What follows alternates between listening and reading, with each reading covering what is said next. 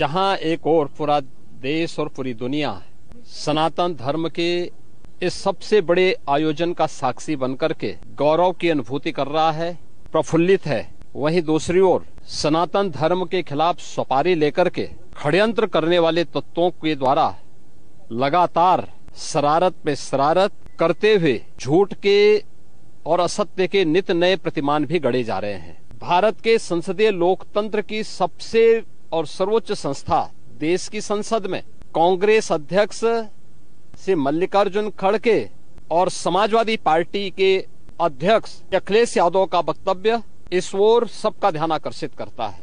ये दोनों वक्तव्य न केवल इनके सनातन धर्म विरोधी चरित्र को उजागर कराता है, बल्कि इनकी उस गिद्ध दृष्टि की ओर भी सबका ध्यान आकर्षित करता है, जो लगातार इस महाकुंभ के खिलाफ पहले दिन से प्रचार कर रहे हैं। इनका ये बयान केवल सनातन धर्म पर प्रहार है, बल्कि निंदनीय भी है, शर्मनाक भी। कांग्रेस अध्यक्ष का यह कहना कि प्रयागराज कुंभ में मौनी अमावस्या के दिन हजारों लोग मर गए, में अफसोस होता है।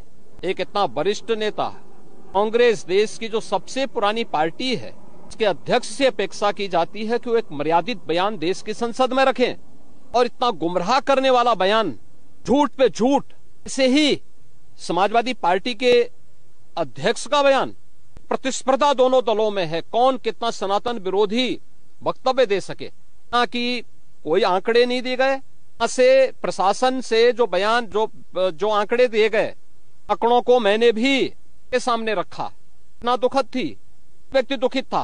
पर जितने क्विक रिस्पांस से जिला प्रशासन, पुलिस, एनडीआरएफ, एसडीआरएफ, डिफेंस, इन सब ने मिलकर के लोगों को हॉस्पिटल पहुंचाने का काम किया, आप में एक मिसाल है। दोनों लोग प्रयागराज में उस दिन उपस्थित थे। दोनों दल चाहते थे और सनातन धर्म विरोधी चाहते थे हादसा हो जाए। पहली प्राथमिकता थी कि किसी भी स्थिति में इसको हम जीरो हादसे तक लेके जाएं, लेकिन दुर्भाग्यपूर्ण तरीके से घटना घटित हुई। लेकिन जितने क्विक रिस्पांस से प्रशासन ने और सभी संबंधित संस्थाओं ने कार्य लेकर के उन्हें हॉस्पिटलाइज किया, में कुछ लोग उस हादसे के शिकार हुए, वह दुखद है। उन सभी परिवारों के प्रति हम लोगों ने अपनी संवेदना भी व्यक्त की और उसके लिए कुछ आर्थिक मुआवजा भी घोषित किया। यद्यपि किसी व्यक्ति की कमी मुआवजे से नहीं हो सकती, तब भी हम लोगों ने एक प्रयास किया, उनका प्रॉपर उपचार कराया। भी घायल आज भी कुछ प्रयागराज मेडिकल कॉलेज में हैं, बाकी अपने परिवार के सदस्यों के साथ चले गए हैं। मैंने भी, मेरे साथ मेरे मंत्रियों ने भी, प्रशासन ने भी, प्रदेश के मुख्य सचिव ने भी, प्रदेश के डीजीपी ने भी उन सभी लोगों से मुलाकात की थी। और मैं तो देखकर बहुत चौंक था कि जो लोग प्रयागराज मेडिकल कॉलेज में भर्ती थे, जब मेरी उनसे बातचीत हो रही थी, तो उनमें से सभी लोग कहा, उनके द्वारा कहा जा रहा साहब व्यवस्था में खामी नहीं, लेकिन हमारी किस्मत है या फिर ऐसी स्थिति पैदा हुई। और उनके सभी पहलुओं को लेकर के सरकार भी जांच करा रही है और उसके लिए एक न्यायिक कमीशन भी हमने तत्काल गठित किया। लेकिन हमारी पहली प्राथमिकता थी कि जो ये लगभग 8 से 9 करोड़ लोग प्रयागराज में उपस्थित हैं, इन्हें सुरक्षित उनके घरों के लिए वापस भेजना। इन दोनों दलों और सनातन धर्म विरोधी उन सभी लोगों के वक्तव्य, जो लोग ये गुमराह करने वाले वक्तव्य दे रहे हैं कि लाखों लोगों ने स्नान नहीं किया, सरासर गुमराह करने वाला है। ये वक्तव्य देना कि कोई अमृत स्नान या साय स्नान नहीं हुआ, ये भी गुमराह करने वाला वक्तव्य है और सनातन धर्म की अवमानना ही नहीं, बदनाम करने की साजिश का एक हिस्सा है। कोई परंपरा बाधित नहीं हुई। मौनी अमावस्या का स्नान पहले दिन सायंकाल 7:30 बजे से प्रारंभ हो गया था और अगले दिन पूरे दिन भर देर सायंकाल तक मौनी अमावस्या का मुहूर्त था। स्वाभाविक रूप से अखाड़ों ने हादसे के तत्काल बाद मेला प्राधिकरण के साथ बातचीत करके अपने स्नान को स्थगित किया था कुछ देर के लिए। और फिर जब मेरी उनसे बातचीत हुई दोपहर के बाद, सभी अखाड़े और पूज्य संतजन,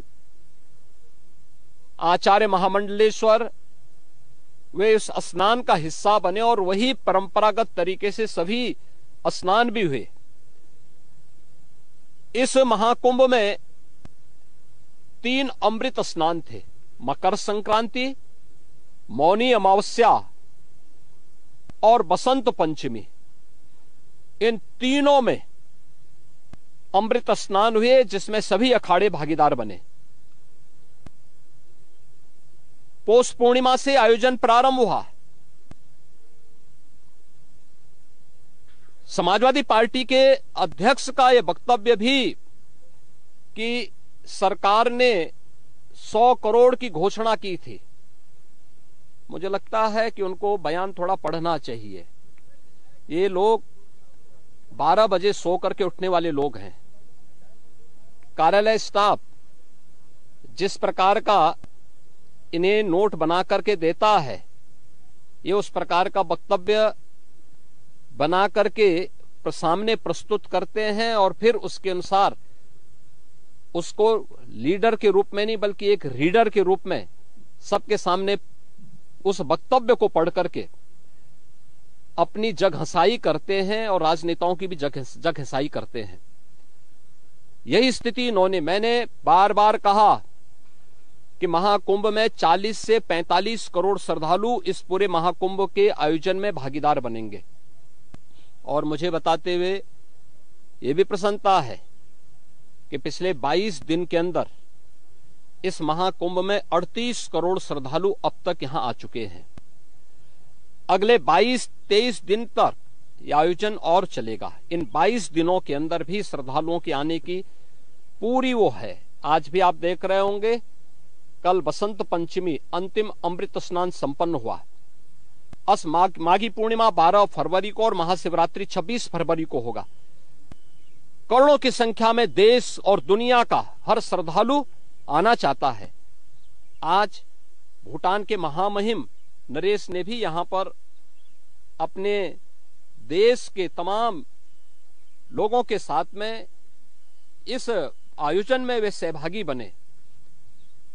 पूरी दुनिया आ रही है, लेकिन इन दलों ने जिन्होंने सनातन धर्म के खिलाफ सफारी लेकर के एक षड्यंत्र करने में लिप्त हैं, इनका षड्यंत्र कामयाब नहीं होगा।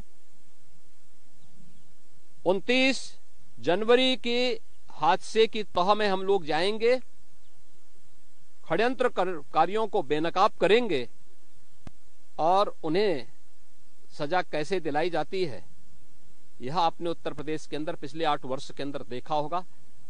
आगे भी आप इसको देखते रहिए। इस टाइप वीडियो को देखने के लिए चैनल को सब्सक्राइब कीजिए, लाइक कीजिए, शेयर कीजिए और वीडियो को कमेंट कीजिए। इस वीडियो आपको कैसा लगा वीडियो को जरूर कमेंट कीजिए।